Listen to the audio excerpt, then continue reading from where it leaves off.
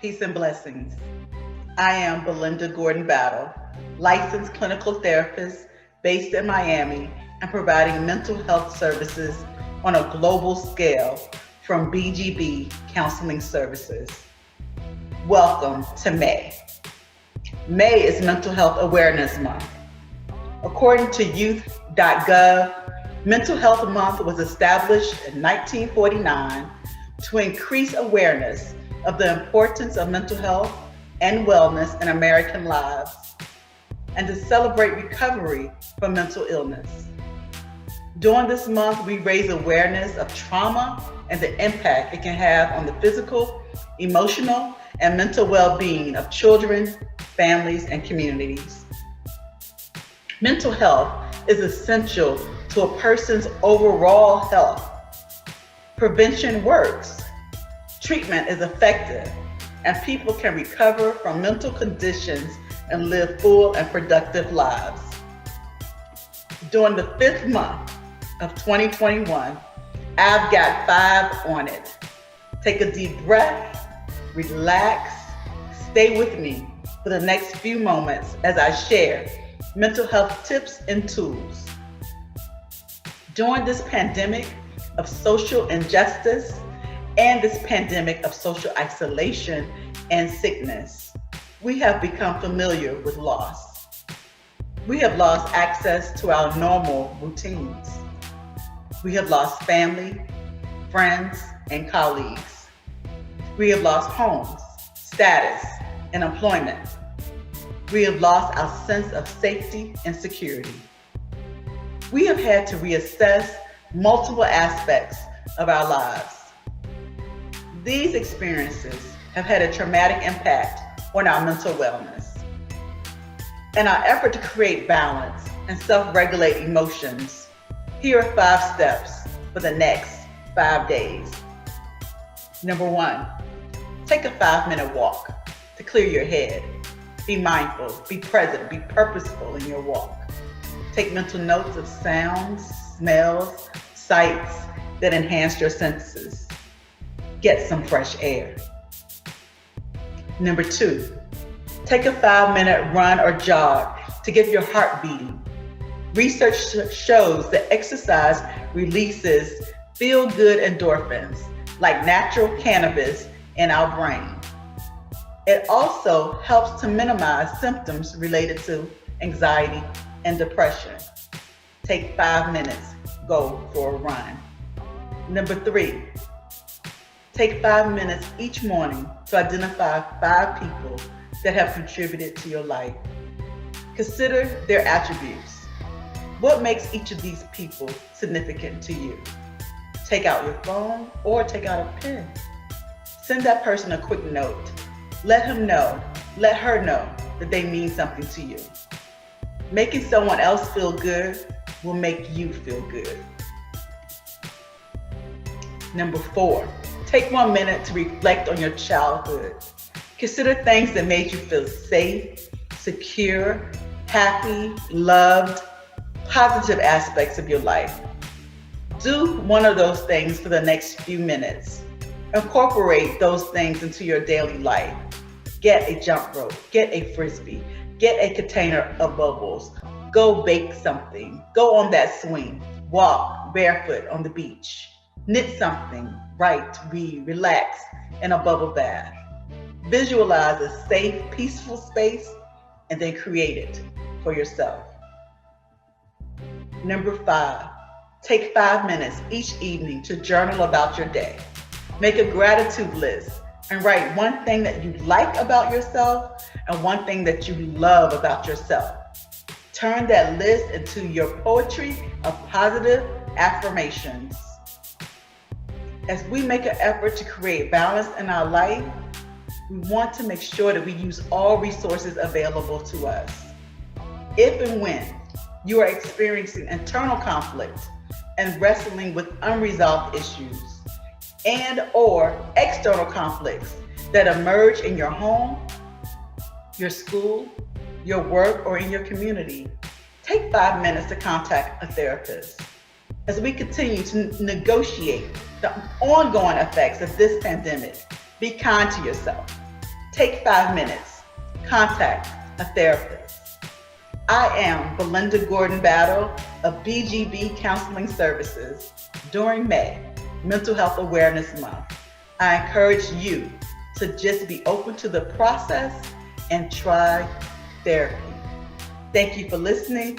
I've got 5 on it, and now you do too.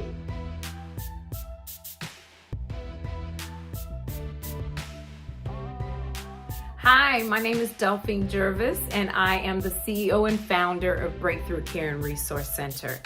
Today, my I've got 5 on it has to do with anxiety. So I know it's a word that we feel like we have worn out, but the reality is we've all experienced anxiety on some level or other. For some of us, it's just a little bit more intense.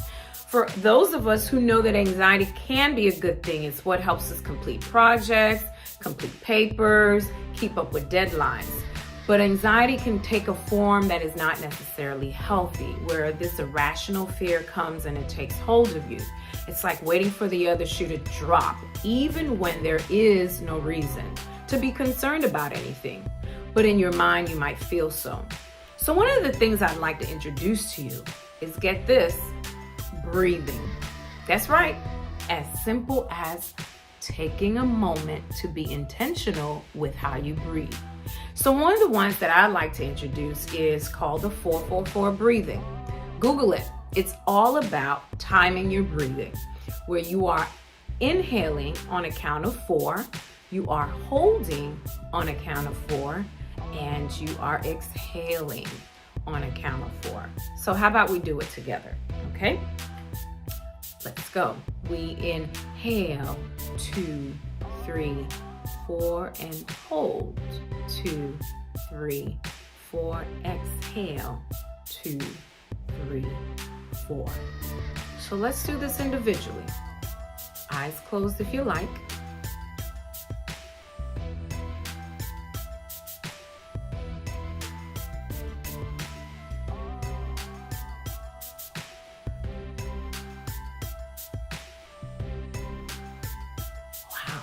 What we've just done there is given our brain a different message. While before our brain might have been saying, emergency, emergency, emergency, now it's like, whoa, wait a minute, chill, take a moment, it's not that serious. All by taking our time to breathe. Another thing that I'd like to introduce to you, especially when your worries just have no place to go, no outlet, I'd like to introduce you to what we call designated worry time. And this is an opportunity for you to just set aside 15 to 30 minutes per day, preferably in the morning or in the afternoon. You never want to do this at night because, look, you got to go sleep in peace. But if you do it in the morning or the midday, you designate 15 to 30 minutes where you are literally brain dumping all the things that have just been rolling around in your mind anyway. How the bill's gonna get paid, all these activities for the kids, what are we gonna do for the summer, our student loans gonna get paid off, how's this job gonna be next quarter, what are we gonna do when we go back to school, are we moving, are we staying, all the things that are not off the wall things, but just our typical worries of the day. Just put them on paper, designate some time, not to fix anything, but just to grant yourself that time to just dump it on paper, write it all out, put it on your phone, or speak it out on a voice memo, however way you want to do it. And at the end of it, think about an affirmation that goes like this: I have nothing to worry about. I choose to focus only on what I can control. So once you're done with just writing out all these worries, you can say, I have nothing to worry about. Affirming yourself and saying, I choose to focus only on what I can control. Whether it is breathing, journaling, whether it is aromatherapy, including things that just brighten up your senses, I want to encourage you to take a moment, try something new to help you minimize on the worry, minimize on the anxiety. Are they going to go away? No. Your bills will be here tomorrow. These concerns will be here, but you will definitely have better tools on managing them. My name is Delphine Jervis, and this has been my I Got 5 on it.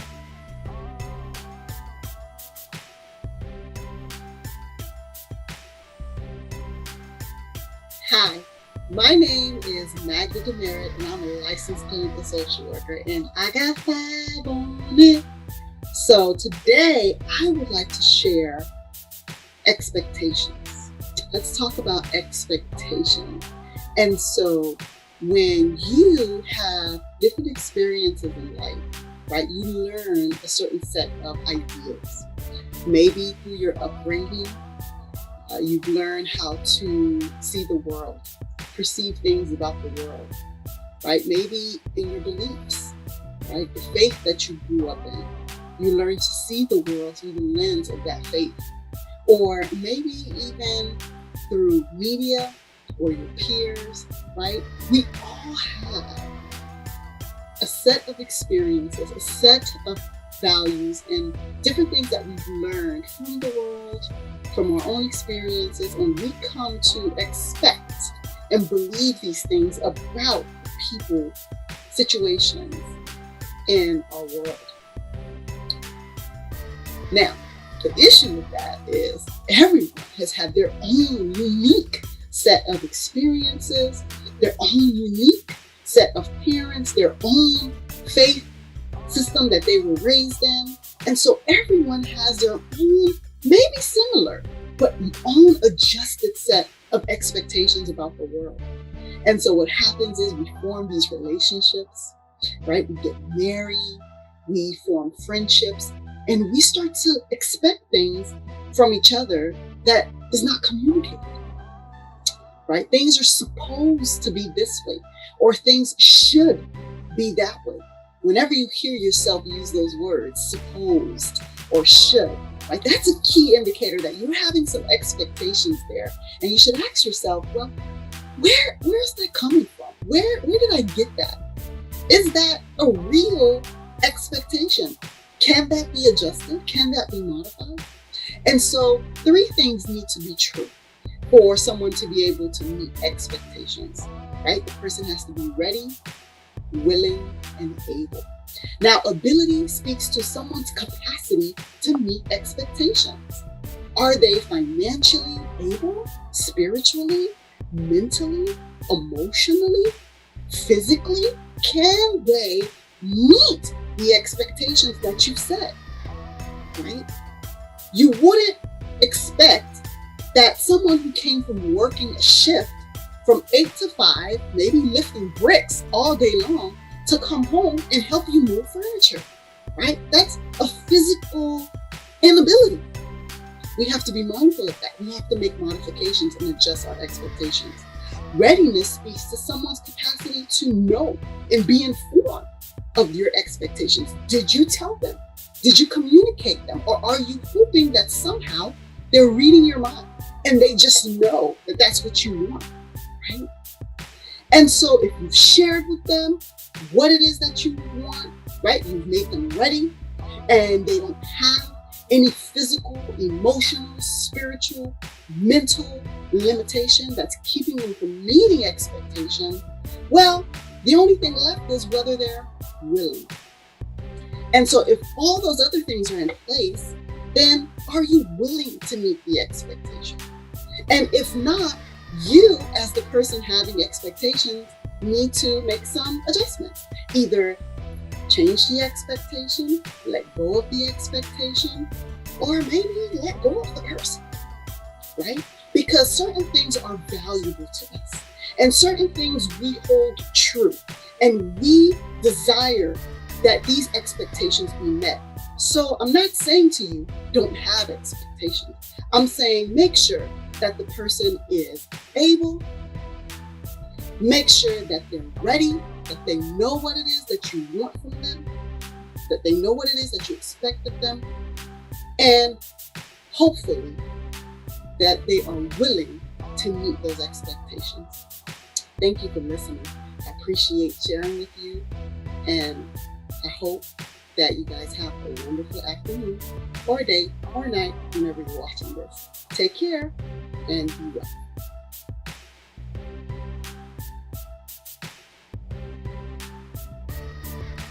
I got 5 on it.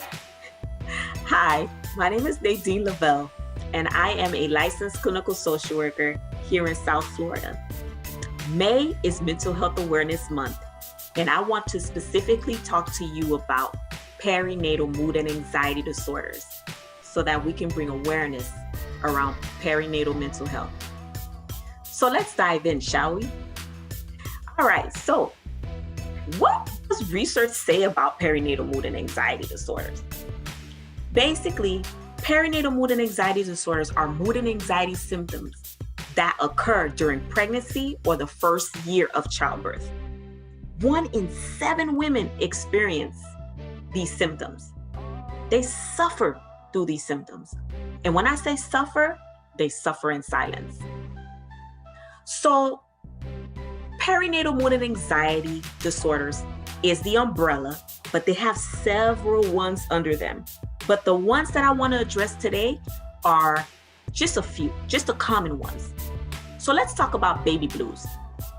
Baby blues is when a mother, after giving birth, starts to experience different mood swings. She starts to feel anxious. She starts crying a lot. She's always exhausted. There's changes in her appetite and in her sleep. And she's realizing that it's hard to actually bond with her baby. These symptoms actually roughly starts, I would say, about 2 to 3 days after birth, and they last up until 2 weeks. So that's baby blues. When it goes past the 2 weeks, now we're entering into something else, and that's called postpartum depression. When people hear about the term postpartum depression, there has been so many negative stigmas behind that to the point where a lot of people are confused by it. So let's settle the confusion. Postpartum depression is not always the case where a mom wants to harm their baby or harm others. No, that is not always the case. These moms could be moms that you regularly see at the grocery store and not notice that they have postpartum depression. Moms who are at church not noticing that they have postpartum depression. They go to work and they look normal. Their own family did not even detect that they have postpartum depression. So that's why I really think that us knowing, having the knowledge, being aware of these signs and these symptoms can really allow us to support these moms more. These moms feel guilty. They feel ashamed that they still have these same exact feelings that should have been done. But yet they still suffer through it. One of the most effective treatment options for moms who are suffering with postpartum depression is psychotherapy. And in psychotherapy, as therapists, we use evidence-based practices. We are trained mental health professionals that will be able to help that mom create a plan of care so that they can be their normal self. We are able to use different modalities, one being cognitive behavior therapy. And in cognitive behavior therapy, we explore with them their thoughts, their feelings, and their behavior and how they all connect. And how we do that is we help that mom track their thoughts, track their feelings, and track the behavior that happened after thinking and feeling the way that they did. If the mom is not well, it affects the whole family. So moms, you no longer have to suffer in silence. Your mental health matters. Your healing journey starts with you. Where there is hope, there is healing. So ask yourself this one question. Are you ready to embark on this new healing journey? We stand with you. Until next time, bye-bye.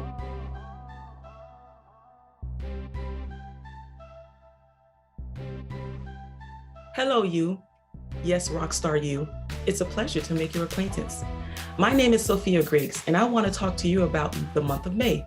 May is Mental Health Awareness Month. So what better time to be able to talk about self-care? And I have 5 tips to share with you. I've got 5 on it. So tip number 1, get to know you. When was the last time you checked in with yourself? Things you've grown from, things you've grown into, things you need to remove, things you need to insert, people you need to remove, people you need to keep. Talking about what it is that is helping you grow and flourish to meet your goals, your wants, and your needs. Next, get yourself an accountability partner, whether that's one or more than one. But you want someone who is going to be genuine, real, and authentic with you. You want somebody basically who's going to keep it 100 with you. And make sure that if you're asking somebody to keep it 100, you're ready to receive what that 100 is. Because what you want to be able to do is to allow yourself to be able to be in a safe space to talk about those things that you yourself need to fine tune.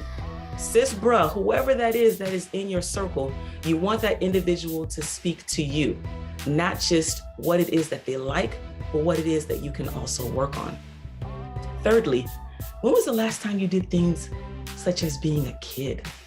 Even though we're grown up, even though we're maturing, but I think in the world of being a kid, there's something about a spirit of freedom, no inhibitions, no holds barred, running through a sprinkler with your clothes on, drinking juice in a wine glass.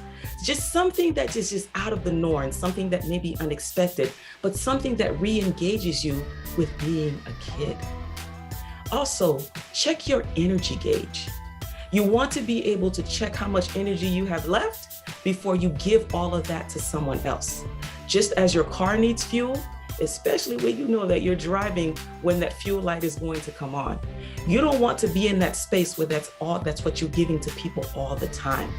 So you want to be able to check your fuel gauge. You want to be able to give all of you in a space where someone or something is deserving all of you. And lastly, don't be afraid to evolve. Don't be afraid to second guess. Don't be afraid to fear. Don't be afraid to doubt. But don't allow those things to cripple your growth. Because the only person that can maximize your growth is you. This is May Mental Health Awareness Month. And yes, you may be a kid.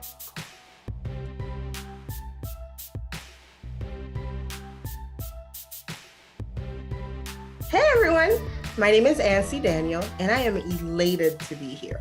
Why, you may ask? Well, because I have 5 on it. What is that? Well, I have 5 ways to get out of your head because guess what? May is Mental Health Awareness Month. So let's get started. Number 1, stop criticizing yourself. You know, we have become our worst enemies. We've evaluated each and every word we've said, each and every steps and actions we're doing. We go under that microscope and we look at every fiber of our being. However, we wouldn't do the same for others who's wronged us.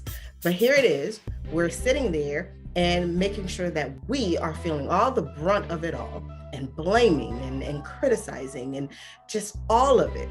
Stop it. At this point in time, it is time for us to realize that we deserve grace too. Number 2, stop rationalizing and making excuses for those actions that we need to take or we've been pondering for quite some time. You know, when we rationalize, we're basically saying that it is okay not to take those steps, that it is okay not to want better. And you and I both know that's not okay. We want better and we deserve better because guess what? You deserve better. So we need to stop rationalizing. We no longer want to continue to just make excuses just to make excuses. We want to be making sure that each and every step is met with purpose as we move forward throughout this month and beyond. Number 3, stop the fear. Stop being so scared. You know, one of the things that I find all the time is we're afraid to take these steps because we are fearful of what's on the other side, where everything that we desire is on the other side of fear. So that means we must go through it. We can't go around it. We can't skip it. We have to go through it. So it is okay to be fearful, but we can't allow that to stop us. We must strategize. We must create ways that we want to continue to not allow this fear to cripple our actions, to cripple our movements that we want to take, because we don't have time for that. Number 4, learn when it is time to call the troops. Who are the troops? Mentors, coaches, clergymen, your girlfriends, your guy friends, whoever it is that values you as much as you value them.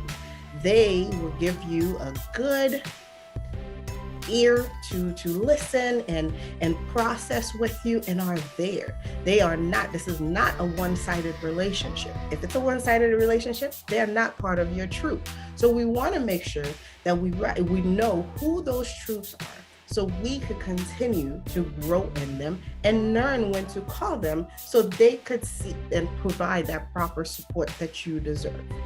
And number 5, you want a new you, right? Well, guess what? In order for you to get a new you, you have to set the goal to prepare for the growth. I know, there's 1,000 things that you could be doing, but listen, you are number 1 and you deserve it. So new you equals growth. Let's set those stones. What are those goals that you thought 2021 was going to be like? Or those goals that rolled over from 2020? It's okay. So what are they? Let's strategize. Let's figure it out what it is that we want and the small little steps that we could take to get to that proper growth. So all it's about is creating it just like it is Legos. You know, when you look at the little Lego, they're small. But as you start snapping them together, they create a structure. They grow. So let's grow together. I've told you my 5. What are your 5?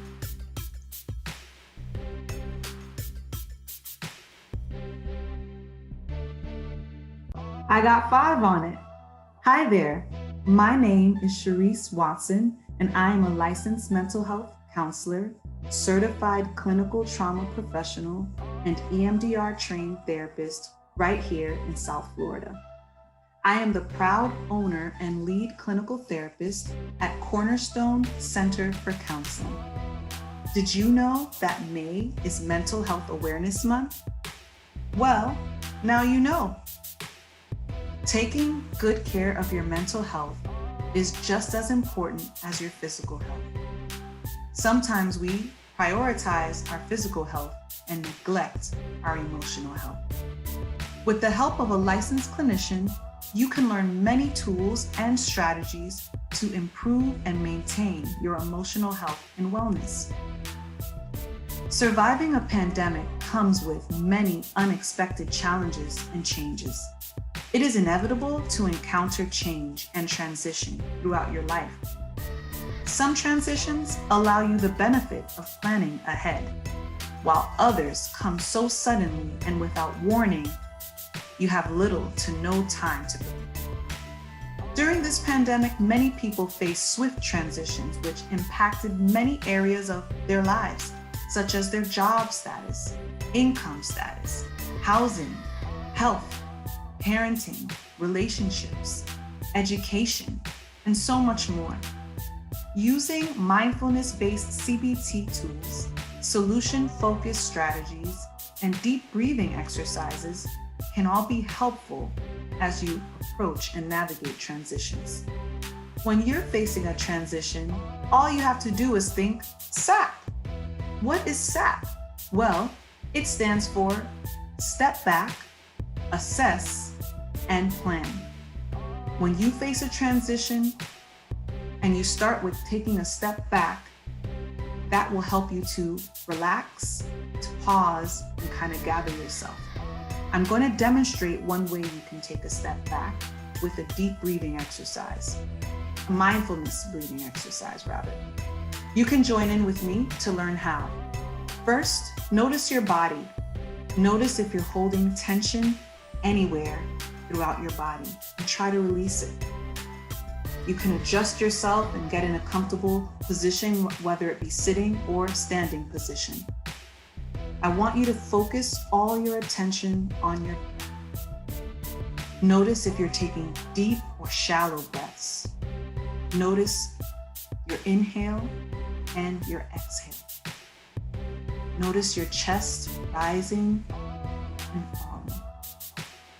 Let's take a deep breath in together. Ready?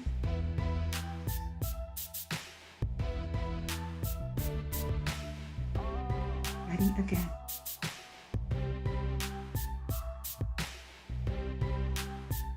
If your mind starts to wander, that's okay. Just try to bring your attention back to your breath. That's how you take a step back. Second, when you're facing a transition, it's going to be really important to assess. Assess the circumstances leading up to the transition, consider the major and minor details of the transition, and identify what factors are inside and outside of your control. You're going to want to pay more attention to the ones that are in your control, because those are the ones you can manipulate and address. And you want to just ignore those that are outside of your control, because it is what it is.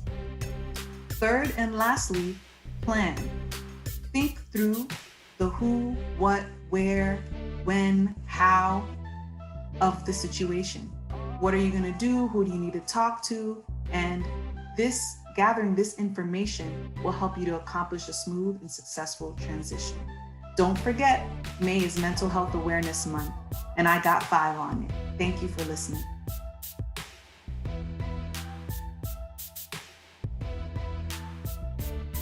Hello, my name is Yorick J. Axime. I'm the CEO and founder of Kai Wellness Center. I'm a licensed clinical social worker located in South Florida, and I've got 5 on it. May is Mental Health Awareness Month. My work is primarily with adult males experiencing anxiety and depression, so it's only fitting that today I discuss anxiety.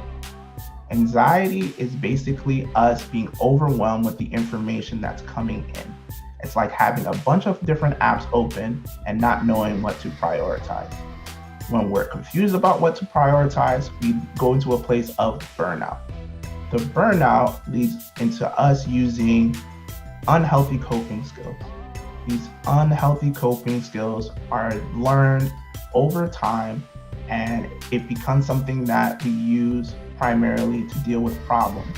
And then those problems lead into more problems. So it's important for us to develop healthier coping skills. So let's first discuss what unhealthy coping skills look like.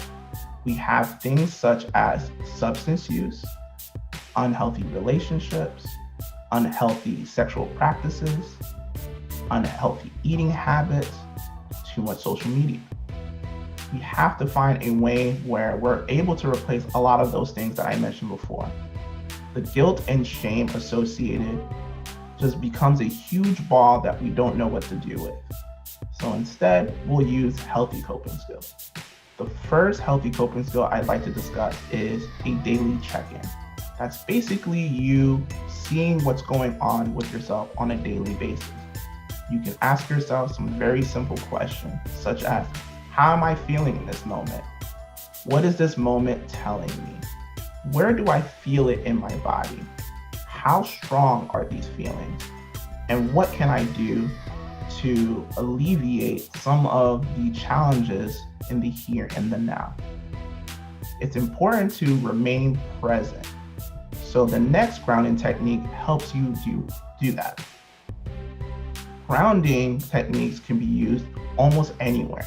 And one of my favorite ones to use is the 5-4-3-2-1 model. It uses all of our senses.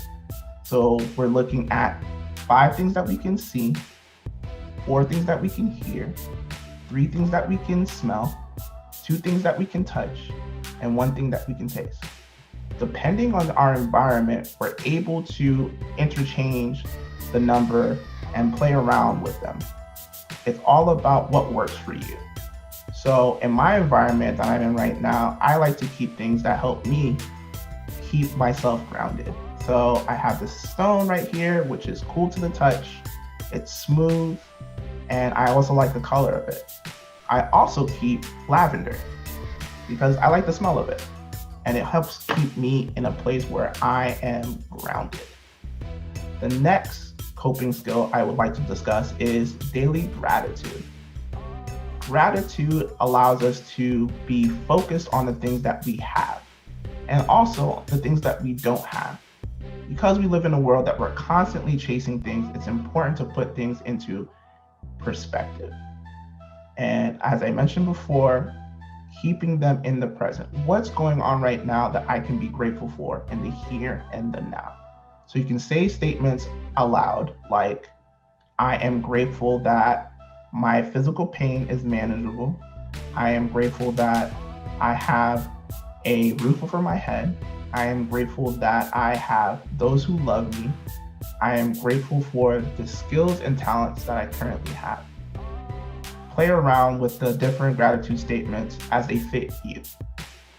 The next coping skill that's healthy is journaling. Journaling allows us to organize our thoughts and put them in a place that we can review and look at them later. So I suggest downloading a memo app or some sort of journal app. A lot of these journal apps have prompts, and just in case they don't, you can ask yourself some daily questions to keep yourself motivated. So you can ask yourself things like, what made me smile? What are the things that matter to me today? What are the things that I was able to accomplish? So it all depends on what you need in the here and the now. And you can also just write down your thoughts as they come. It's important to review them later on and put them into a perspective that works for you. Again, this has been Yorick J. Axime, and I've got 5 on it.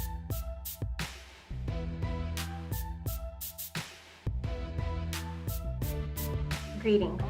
I'm Melissa Brainin, licensed clinician in South Florida. May is Mental Health Awareness Month. So thank you for joining us on today's topic of improving your mental wellness and happiness. I've got 5 on it, so let's get started. I'd like you to take a moment to reflect. What comes to mind when I say the words mental health? Pause if you need to reflect. Now think about the word happiness and consider, how do these 2 concepts, mental health and happiness, connect in your life? If you think about your mental wellness and happiness, not as a final destination, but as a living continuum, then you realize that you do not check a number box. For example, my wellness is at a 4, and that's where it's going to stay for my life, because that's not how it works. Your mental wellness is always evolving because you are always evolving. And so where you fall on this continuum may change from day to day, and that's okay. What's important is that you're practicing self-awareness and that you're checking in with yourself on how you're doing so that you can maintain a healthy level of mental wellness. There are strategies to help us to increase our sense of fulfillment. They're strengthen our skills, our relationships, and many other areas of our life to improve our quality of life. And there's even strategies to help us to increase our level of happiness. Research shows that there are 3 factors that determine our experience of happiness. The first is our genetic set point. This is basic biology, and this is an area that cannot be changed even though it makes up about 50% of this capacity. Another 10% goes to life circumstances. Things in this category are things such as our socioeconomic status, our level of educational attainment, and then there are things like the pandemic. Some of these things we can maneuver around, we can affect, and some of them we may not be able to. The final category are intentional acts. This is the category that makes up 40% of the capacity of what determines our ability to experience happiness. And the good news here is that this area we can affect it. So intentional acts are things that we can do to change, to grow. It's the way we think, it's the attitude that we have, the goals that we have. And so this is the area that we want to focus on. I'm going to share with you 2 research-based practices that have shown to increase levels of happiness. The first is 15 minutes of cardio. 15 minutes of cardio is proven to change your body chemistry and have an antidepressant effect. So we know that cardio is great for your physical health.